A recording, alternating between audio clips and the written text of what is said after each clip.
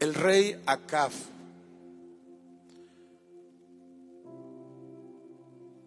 dice el versículo 29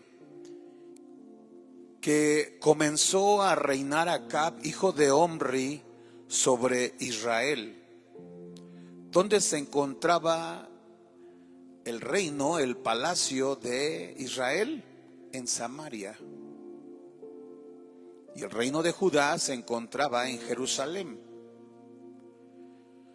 Acab era hijo de Omri, que fue el último rey que estudiamos, el rey número 6, después de Jeroboam vino Nadab, Baasa, Ela, Zimri y Omri. Y después de Omri viene su hijo Acab. El rey de Judá, llamado Asa, él tenía 38 años. Ya en el año 38 de Asa, rey de Judá, comenzó Acab a reinar. Y reinó Acab, dice aquí el libro de Reyes, en el capítulo 16, verso 30, sobre Israel en Samaria. Y Acab reinó por 22 años. ¿Cuántos años reinó Acab, el hijo de Omri, en Samaria? 22 años. Y aquí comenzamos, hermanos, a ver cuál fue el desempeño de este rey. Y Acab, hijo de Omri, hizo lo malo ante los ojos de Jehová. Como que ya es una frase pues muy redundante, como que se repite la misma trayectoria de los reyes, de los antecesores, se vuelve a repetir en los nuevos reyes. Y hacer lo malo delante de Dios implicaba o significaba, hermanos, que no buscaron de Dios, no le dieron la gloria al Dios de Abraham, de Isaac y de Jacob. Estos reyes no vivían bajo la cobertura de Dios, bajo la dirección del Espíritu Santo o con la guianza de la palabra del Señor, las Sagradas Escrituras. Ellos hicieron mal delante del Señor. Y la Biblia nos enseña que cuando se practica pecado, Dios se aparta de nosotros. Cuando la nación de Judá le preguntó al profeta Isaías, ¿por qué Dios ya no escuchaba sus oraciones? ¿Por qué Dios no los había librado de sus enemigos? ¿Por qué Dios se apartó de nuestro lado? Esa era la pregunta de Judá, del reino del sur. Y en Isaías capítulo 59, verso 1, encontramos la respuesta de Jehová.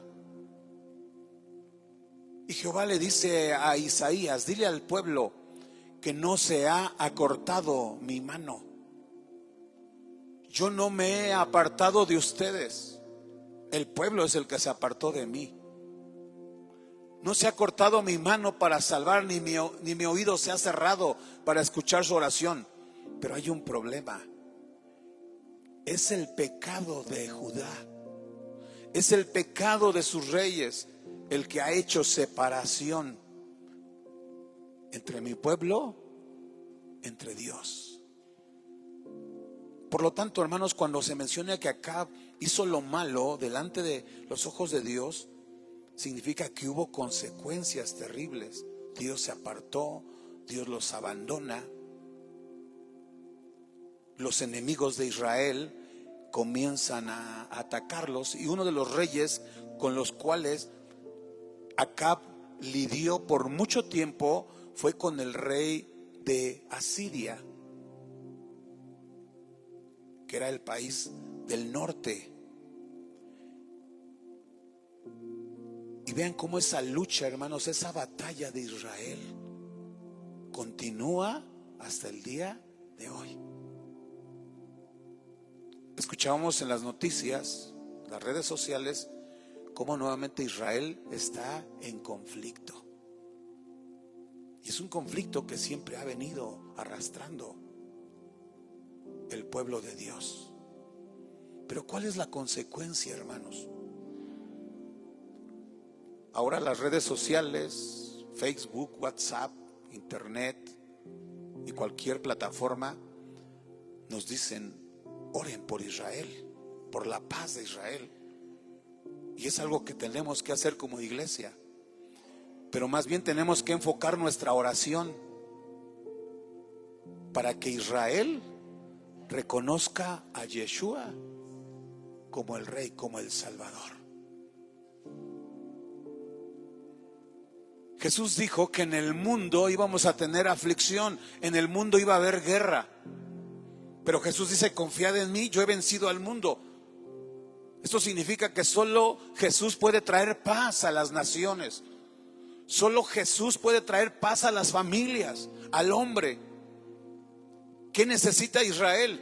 Necesita al Salvador, aquel que trae paz. Cuando ellos entreguen su vida y rindan su vida a Cristo, entonces va a haber calma en su ciudad, en sus muros, en sus puertas. Y así como Dios usa, hermanos, las plagas, usa las enfermedades, aún la maldad, para presionar al hombre, a la humanidad. Porque antes, hermanos, cuando no había estas plagas, cuando no había enfermedades, aquel hombre que estaba, o aquella mujer que económicamente estaba bien, ni se acordaba de Dios. Se olvidaban de Dios. Pero cuando viene la enfermedad, entonces ya el hombre le llama la atención. Se preocupa por tener a alguien que pueda ayudarlo. Y comienzan a buscar lo espiritual. La gente comienza a pedir oración. En la semana nos hablaba una hermana que hay una compañera del trabajo que su esposo está muy oprimido. Ya llegó casi al límite del desespero. Y ellos mismos nos llaman, nos mandan mensaje porque quieren que se haga una oración por ellos. Ya no pueden más. La semana antepasada vino otra mujer que decía: ya no sé a qué recurrir, si tengo que recurrir a los brujos, a los hechiceros, a los santeros, lo que sea, pero ya no quiero esta opresión, ya no quiero vivir bajo esta persecución, este tormento. Y le dije: no, el único camino, la única puerta, la esperanza es Jesús de Nazaret. Él es el único que trae paz. Él es el único que calma la guerra. Él es el único que perdona pecados y es el único que puede derrotar al diablo.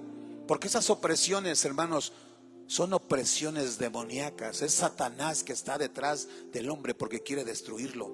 Pero el único que puede detener a Satanás es Jesús de Nazaret, el que venció en la cruz del Calvario, el león de la tribu de Judá, el victorioso, el todopoderoso, el alfa y la omega, el principio y el fin, el vencedor. Alabado sea el Señor para siempre. Pero Dios usa, hermanos, estos medios para presionar y apresurar al hombre, para que voltee su vista, su mirada al cielo. Y es lo que está haciendo justamente Dios en este momento con Israel. Únicamente lo está presionando. Nos causa mucho dolor, mucha tristeza ver lo que está sucediendo con Israel. Como hay personas que están muriendo. Pero ese es el método que Dios ha usado. Cuando los apóstoles, después de que Jesús asciende al cielo 40 días, en el día 50 viene el Espíritu Santo, dota de poder a los apóstoles y comienzan a predicar solamente en Jerusalén. Algunos avanzaron un poco más.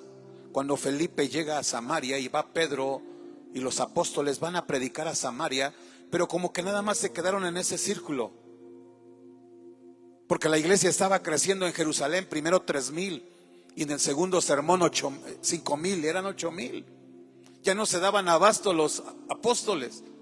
Tuvieron que nombrar a 7 diáconos para que pudieran trabajar y atender tanto a los judíos como a los griegos que se habían convertido a Cristo, al Evangelio.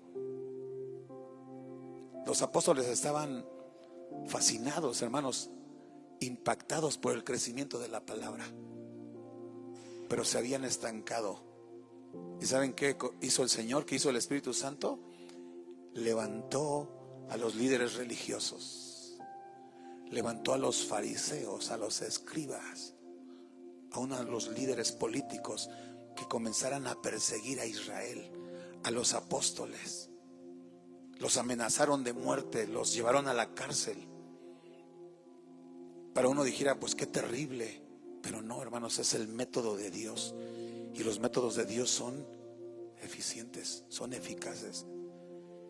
Y cuando ellos se empiezan a sentir presionados, ¿qué es lo que hacen? Los apóstoles salen, se tuvieron que salir de Jerusalén, pero por donde iban predicando el Evangelio. Y ya el mensaje de salvación ya no solo estaba en Jerusalén.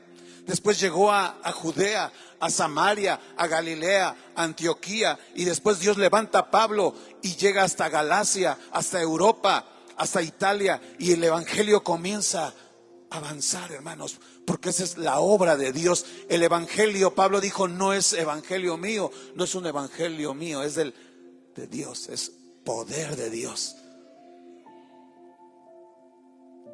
Y es lo que está haciendo el Señor, hermanos. Está presionando a Israel, porque ya queda muy poco tiempo.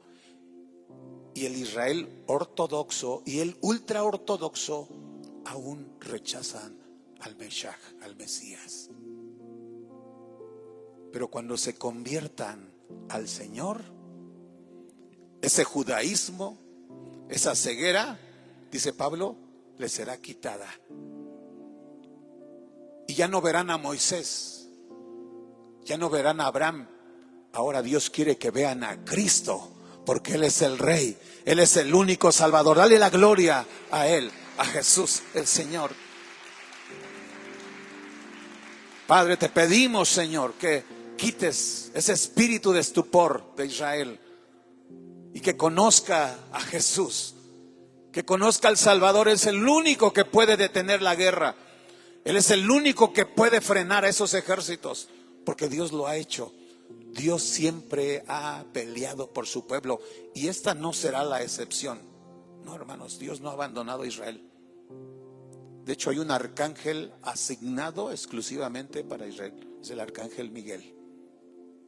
Él guarda los aires, Él protege a su pueblo, porque Dios ama a su pueblo. Y aunque está en rebeldía, aunque está en incredulidad, Dios está con esa nación. Cuanto más con aquellos que hemos creído en su Hijo Jesucristo, que hemos reconocido que Jesús es nuestro Rey, Él es nuestro Salvador, Él es nuestro monarca. Bendito sea el Señor para siempre. Pero Dios quiere convertirlos, hermanos, del camino de maldad a que vengan a Cristo. Y este rey Acab, cuando él llega al poder, en lugar de cambiar la forma en que se habían conducido los reyes anteriores, hermanos, no, dice que cuando llegó acá, versículo 31, para él pecar le fue tan sencillo, tan fácil. Tenía poder, tenía una posición, tenía economía, lo tenía todo. Y comenzó a hacer lo malo delante de Dios. Y no solo hizo lo malo, superó a su padre en pecado, en maldad. ¿Y saben qué fue lo que hizo?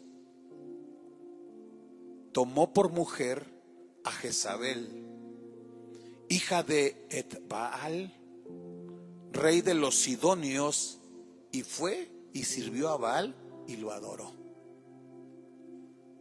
De por sí ya los reyes de Israel, hermanos, ya no adoraban a Jehová. Desde los ancestros, que fue Jeroboam, él fue y edificó en Samaria un altar a un becerro o becerros. Uno lo puso en el lado norte y otro en los límites con Judá. Había 2 altares para que de Israel del norte no fueran a Siria a venerar, sino se quedaran ahí en los límites. O si los de Samaria quisieran bajar a Judá o a Jerusalén, no hubiera ningún pretexto, ninguna excusa, pudieran venerar. Colocó altares en los extremos. Entonces ya Acab, él ya no era adorador de Jehová, era adorador de los becerros de Samaria. Pero ahora él se une en yugo desigual, o lo que dice en el hebreo y en el griego, la palabra en hebreo significa una yunta dispareja. Se une en matrimonio con Jezabel. ¿Cuántos habían escuchado este nombre de Jezabel? Y siempre está esa palabra Jezabel, que es una potestad demoníaca. Después la encontramos en Apocalipsis, que es una potestad, no es solo un principado. Un principado puede ser un jefecito, un demonio ahí jefe que tiene unos 10, 20 espíritus operando. Ese es un principado, es un jefe, un líder de un grupo de demonios. Pero una potestad no solamente es líder de demonios, ya una potestad es líder de más principados. Y cuando hablamos de Jezabel lo relacionamos con la vestimenta de las mujeres, con la decoración de las mujeres. Pero no, hermanos, Jezabel tiene otra representación en la Biblia. Primera descripción de Jezabel, aquí viendo las características. Jezabel, cuando estudiamos, porque son casi 6 capítulos, pero cuando leemos todos los capítulos podemos describir a Jezabel como que era una mujer que le gustaba desacreditar el carácter de los líderes. ¿Qué significa esto? A ella no le interesaba la autoridad. Dice, no importa, aunque Acab, mi esposo, sea el rey, eso no me interesa. Yo soy la que voy a tomar el control. No que Elías es el profeta, es el que habla de Dios. No me interesa Elías. Yo voy a contratar a mis profetas. ¿Y saben cuántos profetas contrató? 850. No que el sacerdote es el sacerdote de Jehová. No, a mí no me interesan esos sacerdotes. Para mí los sacerdotes son los únicos que yo voy a contratar. Siempre desacreditaba la autoridad. También ella trataba de estar cerca de la autoridad para buscar la debilidad y poder ejercer su dominio. O sea, veía la parte débil de la autoridad, en este caso su esposo que era el rey, y ella sabía por dónde estaba el lado débil. En cierta ocasión, como un niño, Acab, un jovencito caprichoso, estaba en su palacio y él vio al lado un viñedo, un jardín hermoso, precioso, que era de Nabot. Y le gustó el jardín y envía a su gente para preguntar si podían vendérselo, y Nabot se negó, dijo no, esta es una herencia de mis antepasados. Y regresa Acab a su palacio y como un niño llorando, como un bebé,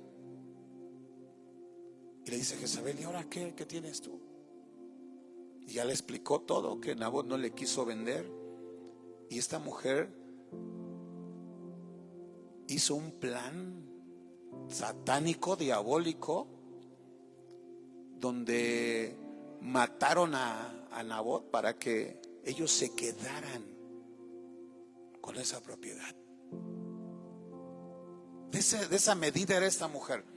Así es que cuando hablamos de Jezabel no es hablar del peinado, de la decoración, de las faldas. No, hermanos, cuando se habla de Jezabel se habla de una mujer asesina, que abomina a Jehová, que no se somete a la autoridad. También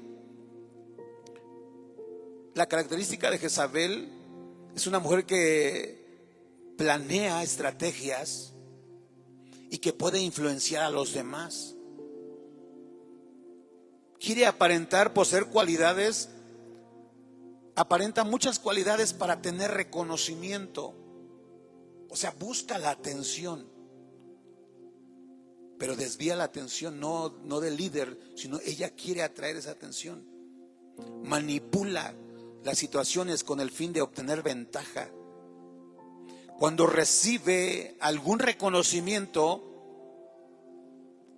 manifiesta una humildad falsa, una sencillez engañosa.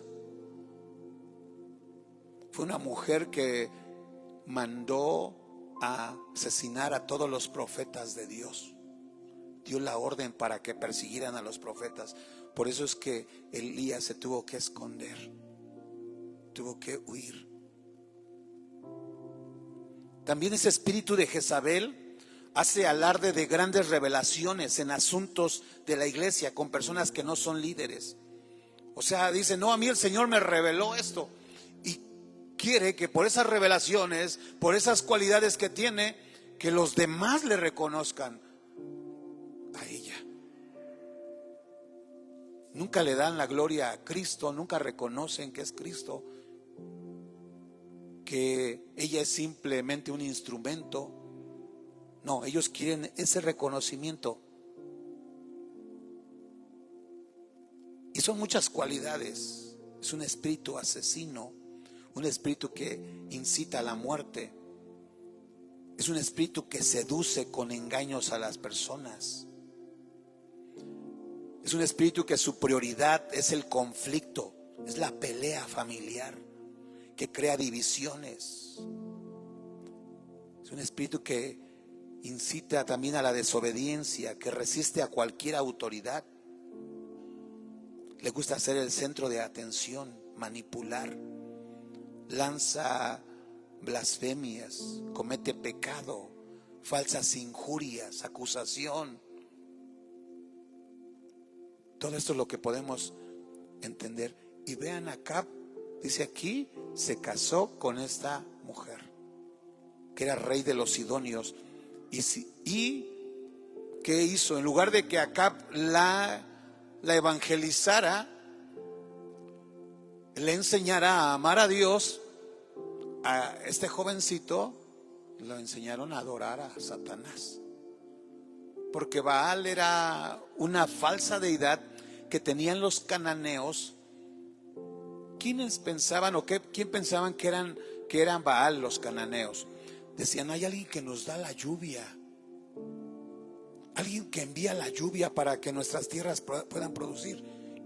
Y decían los cananeos, es Baal, él es el que nos da la lluvia, él es el que hace que produzca la tierra. Y por eso adoraban a Baal, cuando sabemos que el que hace producir todo, el creador de todas las cosas, aquel que hizo el sol, la luna, las estrellas, el que también dio las estaciones del año, el que envía lluvia sobre la tierra, el que hace producir sobre la tierra, no es Baal, es Jehová de los ejércitos. Jesús es el que fundó la tierra, es el Espíritu Santo de Dios, el que es el proveedor, Él es la fuente de bendición. David decía, ¿de dónde vendrá mi socorro? No dijo, mi socorro viene de Baal, no, mi socorro viene de Jehová. Había alguien superior. Y después el profeta Elías les demostró que Jehová era mayor que Baal. Los profetas de Baal quedaron ahí avergonzados. Los lleva Elías al monte Carmelo, los reúne. Porque cuando ve, hermanos, Elías que Acab y Jezabel se estaban desviando totalmente del camino del Señor, Dios se da cuenta inmediatamente y llama a Elías. Le dice, Elías, tienes que hacer algo porque este hombre se está saliendo del camino de Dios. ¿Y saben qué hizo Elías? Oró a Dios Y le dijo: Señor, cierra. Si ellos dicen que Baal les da el agua, ahora les vamos a demostrar que no es Baal, que eres tú. Y cerraron los cielos, ¿por cuántos años? 3 años y medio. Y Acab y Jezabel y sus profetas le oraban para que les enviara agua, y ni una gota. Yo creo que ni el rocío de la mañana, nada. El Señor bloqueó, porque no es Baal, es Jehová, el dador de todas las cosas. Y aquí, hermanos, las descripciones son de los versos más tristes. Dice el versículo 32: e hizo altar a Baal en el templo de Baal que edificó en Samaria. Hizo también Acab una imagen de acera, haciendo así Acab más que todos los reyes de Israel que reinaron antes que él, para provocar la ira de Jehová, Dios de Israel, en su tiempo. Giel de Betel reedificó a Jericó a precio de la vida de Abiram, su primogénito. Echó el cimiento a precio de la vida de Segum, su hijo menor. Puso sus puertas conforme a la palabra que Jehová había hablado por Josué, hijo de Num. Cuando Josué, hermanos, conquistó Jericó, todos sabemos cómo conquistó esa ciudad: con la estrategia de Dios, no con la estrategia de él.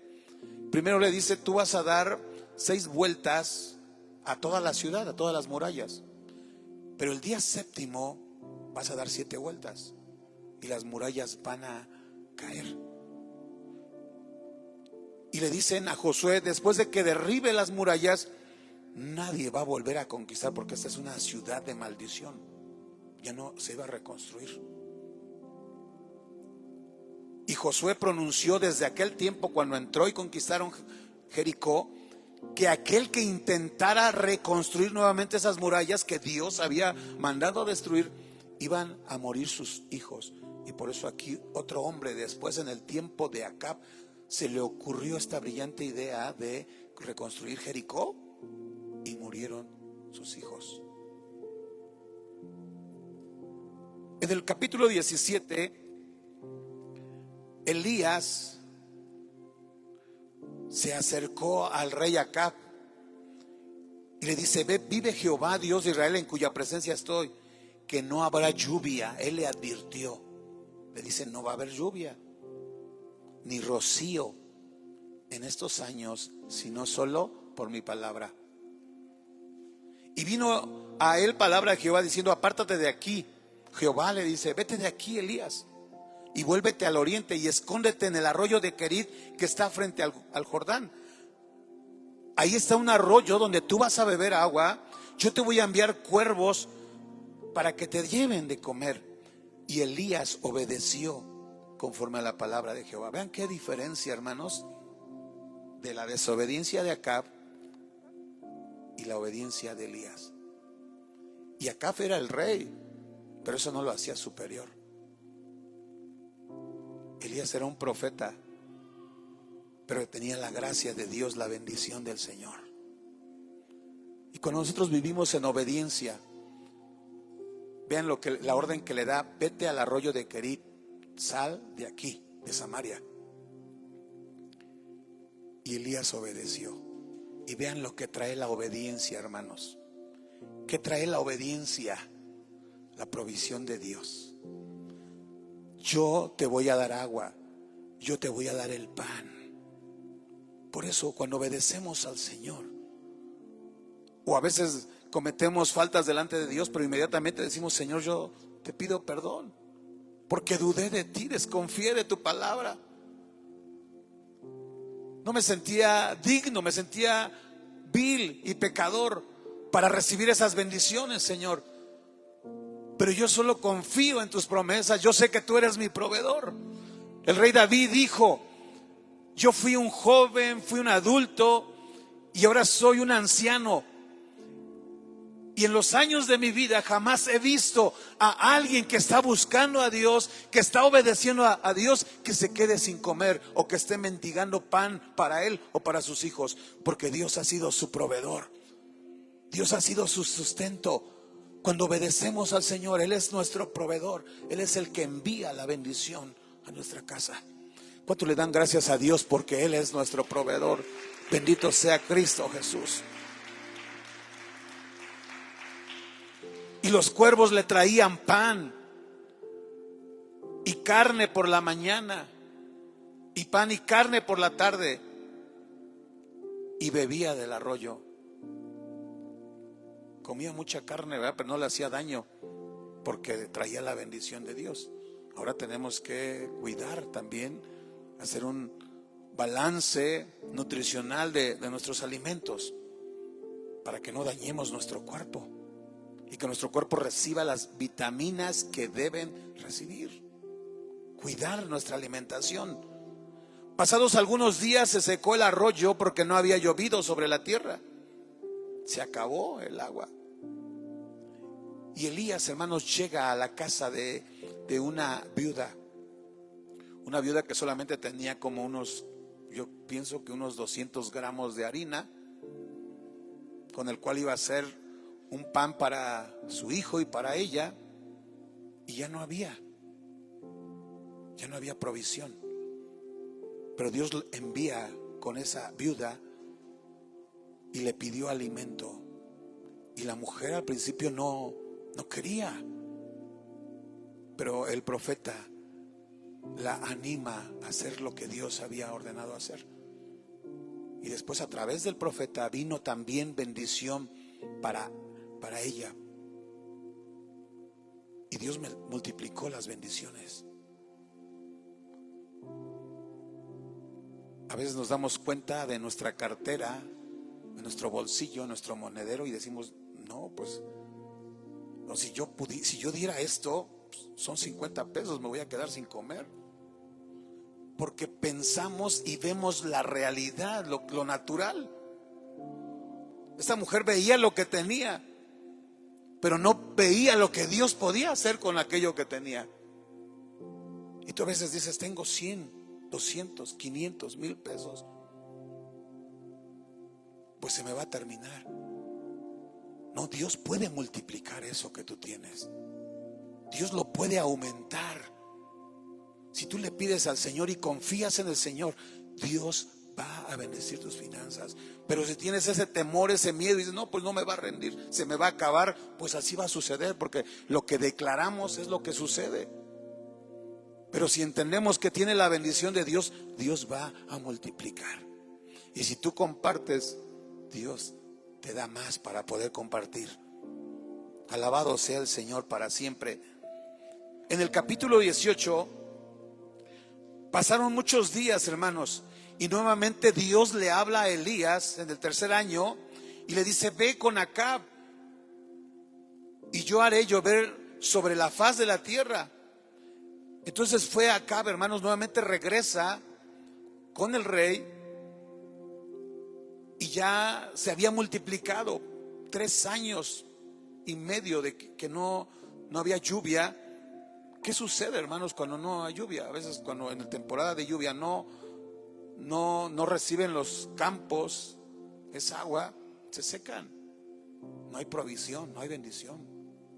Todo está seco, es un desierto. Y al no haber alimento, o al no haber producción de frutos, no hay alimento. Y había hambre grave en Samaria. Y Acab, hermanos, llamó a Abdías, su mayordomo. Esta era una advertencia. Dios cerró el cielo, las nubes, para que no hubiera agua, pero la intención es de que ellos pudieran confiar en Jehová, que dejaran de depositar esa fe en Baal y que confiaran en el Señor, pero no lo hicieron. Este hombre, hermanos, Abdías, que era un mayordomo del rey Acab, era un hombre que confiaba en el Señor. Y en varias ocasiones él le hizo también del conocimiento al rey para que buscaran a Jehová. Este mayordomo, cuando él sabía lo que pasaba en la casa real, él lo sabía. Cuando sale la orden de perseguir a los profetas, porque se enojó Acab y se enojó también Jezabel, diciendo, ¿quién es ese Elías? Por culpa de él nosotros estamos padeciendo. Y ese es uno de los defectos de las personas que no quieren reconocer su pecado. Cuando alguien los exhorta, cuando alguien los corrige, ¿qué es lo que hacen? No culpan a los demás. Y de hecho cuando Acab, el rey Acab, vio a Elías, le dice: tú eres el alborotador. ¿Y quién es el que había alborotado, hermanos, la ira de Dios? El mismo rey Acab.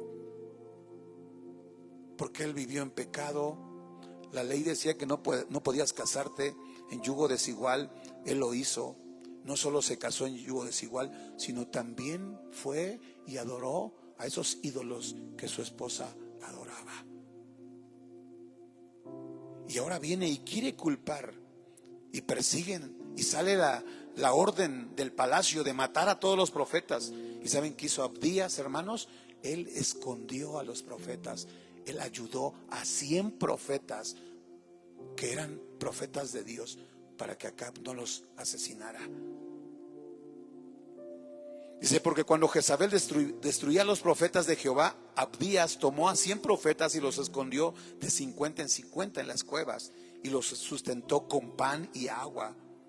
Y dijo pues Acab a Abdías: ve por el país a todas las fuentes de agua y a todos los arroyos, a ver si acaso hallaremos hierba con que conservemos la vida de los caballos, de las bestias, para que no nos quedemos sin bestias. Y dividieron entre sí el país para recorrerlo. Acab fue por un camino, Abdías fue separadamente por otro, y yendo por el camino se encontró con Elías, y cuando lo reconoció se postró sobre su rostro Abdías y dijo: ¿no eres tú, mi señor Elías? Y respondió: yo soy. Ve y di a tu amo Acab que aquí está Elías. Pero le dice: no, si yo voy,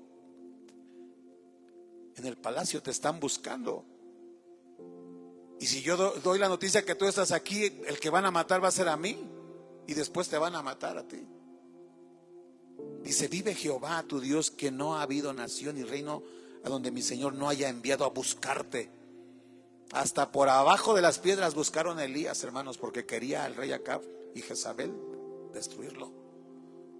No está aquí, dice: y reinos y naciones Él ha hecho jurar que no te han hallado. Y ahora dices tú: ve y di a tu amo, aquí está Elías. Acontecerá que luego que yo me haya ido, el Espíritu de Jehová te llevará a donde yo sepa. Y al venir yo y dar nuevas a Acab, al no hallarte él me matará. Y tu siervo teme a Jehová desde su juventud. Pero al final, hermanos, Abdías va y le da la noticia. Y encontramos aquí en el versículo 16: entonces Abdías fue a encontrarse con Acab y le dio el aviso, y Acab vino a encontrarse con Elías. Cuando Acab vio a Elías, le dijo: eres tú el que turbas a Israel. Acab culpando al profeta Elías, cuando la culpa de quién era de él. Y eso nos habla, ese es el arrepentimiento. El arrepentimiento no es buscar los pecados de los demás o que han cometido otros. No, él está peor que yo. No, el arrepentimiento es reconocer mi condición. Ese es el arrepentimiento. Y aquí le responde Elías: yo no he turbado a Israel, sino que has sido tú y tu casa, tus padres, porque han dejado los mandamientos de Jehová. Y ahora ya no adoran a Jehová, ahora ya adoran al Baal.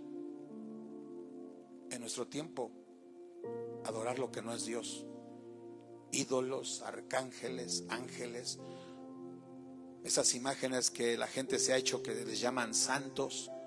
Muchos adoran la cruz, muchos adoran, no sé, es como una especie de ventilador, no sé cómo se llama, adoran eso. Ahora adoran las reliquias, adoran los cadáveres de sus muertos, adoran a ese ídolo que trajeron los españoles, Guadalupe. No, el único digno de adoración es Jehová, es Cristo Jesús, porque Él es el Señor, Él es el Dios, Él es el Todopoderoso. Bendito sea el nombre del Señor. Y vean, hermanos, cómo aquí ya se había demostrado que Acab estaba equivocado, pero aún Dios todavía le da esa oportunidad para que él se arrepintiera. Y ahora, a partir del versículo 19, Elías amaba al rey Acab. No quería la muerte porque ya había una sentencia de muerte para él y toda su descendencia, y para la esposa, que murieron, hermanos, de la muerte más trágica que ustedes se pueden imaginar. Fueron devorados por los perros. Y le dice Elías cuando encuentra a Acab: vamos a probar quién es mejor, si Baal o Jehová de los ejércitos.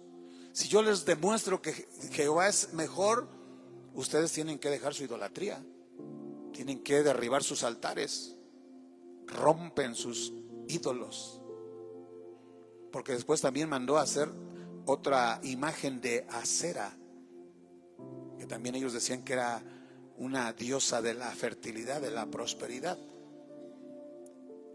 Y este es el desafío. Le dice, vean el versículo 19, Elías le dice al rey Acab: vamos a congregar a todo Israel, vamos a decirles que nos vamos a reunir en la cima del monte Carmelo, y tú vas a traer a tus 450 profetas de Baal y también a los profetas de Acera. Y así lo hizo el rey Acab, hermanos. Reunió a todos los hijos de Israel, a sus profetas. Y cuando todos ya estaban reunidos, dice el profeta Elías al pueblo de Israel: ¿hasta cuándo ustedes van a estar confundidos y van a estar adorando a Dios y adorando a los demonios? Porque no podemos servir a dos señores. Ustedes están en dos pensamientos. Si Jehová es el Dios, ustedes van a seguir a Dios. Pero si Baal demuestra que Él es el Dios, pues están en libertad de seguirlo.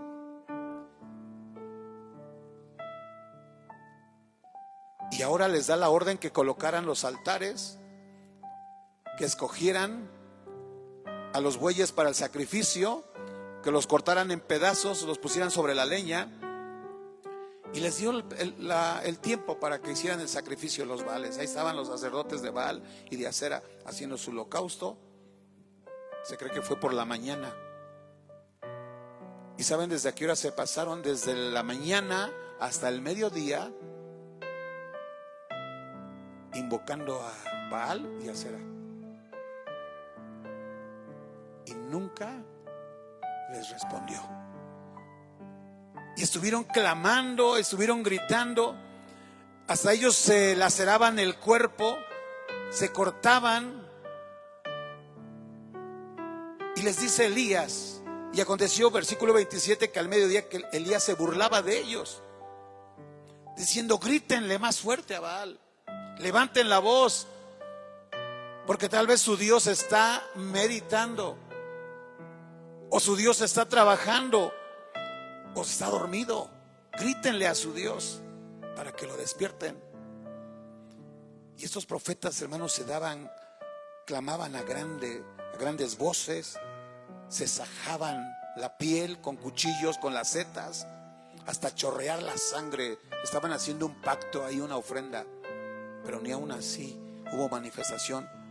Pasó el mediodía, siguieron gritando y llegó la hora de ofrecer el sacrificio, pero no hubo ninguna voz ni quien respondiese al clamor de estos profetas falsos. Ahí ellos quedaron en vergüenza.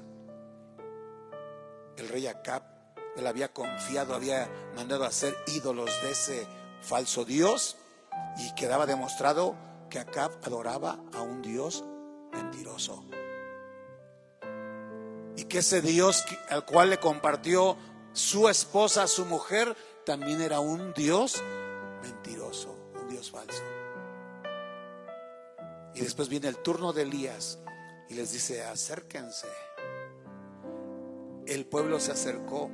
Elías hace el altar, coloca ahí las 12 tribus, las 12 piedras del altar. Aunque la nación estaba dividida, Israel estaba partido, 10 tribus del norte y las 2 del sur, pero él vuelve a construir. Él quería a las 12 Porque en la grande tribulación Dios va a reunir a las 12 tribus y serán un solo pueblo. Y llamó a las 12 tribus de los hijos de Jacob y edificó con el altar o con las piedras el altar, y alrededor del altar colocó agua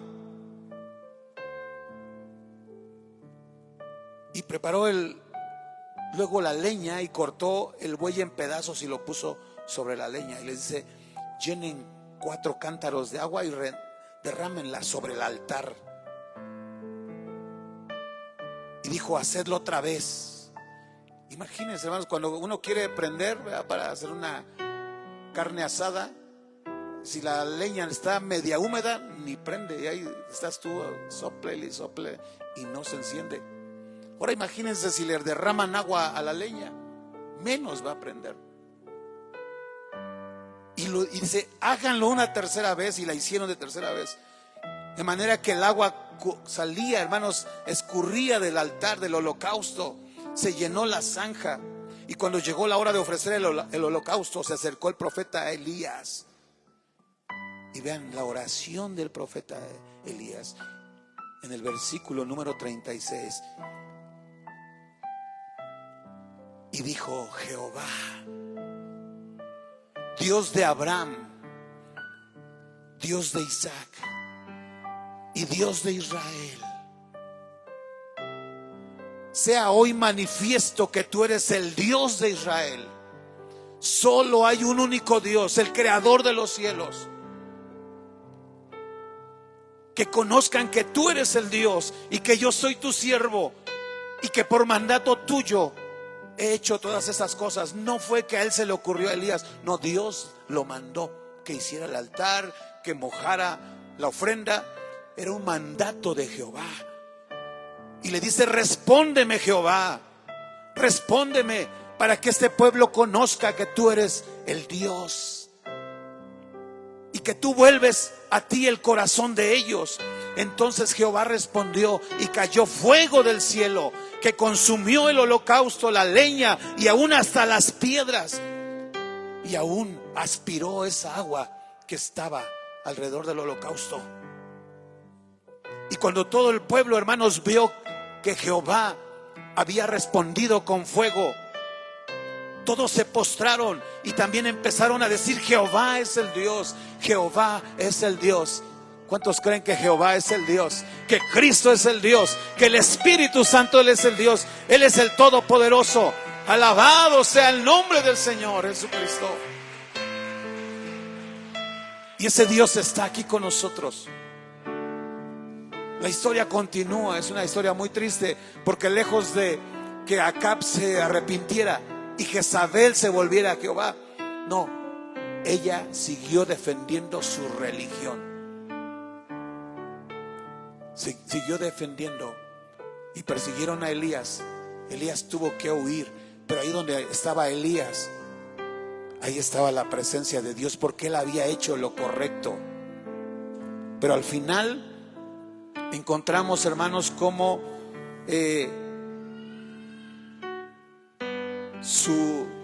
la casa, y Acab también, él murió. Aparentemente Acab lloró y le pidió perdón a Dios, pero solamente era un arrepentimiento fingido, porque no era un arrepentimiento de su corazón.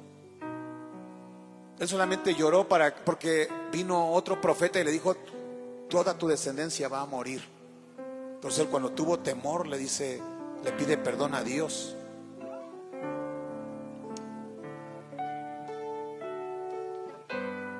Pero como Dios no puede ser burlado y Dios conoce aún hasta los pensamientos, él se dio cuenta que Acab no se había arrepentido, y todo lo que Dios había pronunciado sobre su familia, vino muerte, vino destrucción.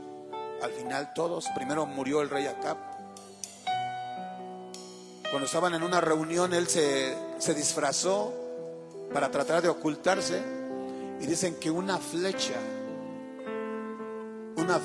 como de esas balas perdidas, ni siquiera alguien lo apuntó, no, simplemente ahí andaba un soldado, un guerrero, y que se le escapó la flecha, y ese es el que mató al rey Acab. Y años después murió también Jezabel por su pecado. Pero Dios no quiere la muerte del pecador. Por eso Dios anticipadamente nos habla, nos llama al arrepentimiento. Él quiere que hoy vengamos al Señor. Así es que, hijos, hijas, ¿verdad?, todos aquellos que quieran venir al Señor, hoy hay oportunidad. Antes de que venga el castigo, antes de que venga disciplina, vengamos al Señor, porque Él es el Dios. Jehová es el Señor. Él es el Todopoderoso. Aquí está ese Dios. Ponte de pie, vamos a bendecir el nombre del Señor, vamos a alabarlo a Él.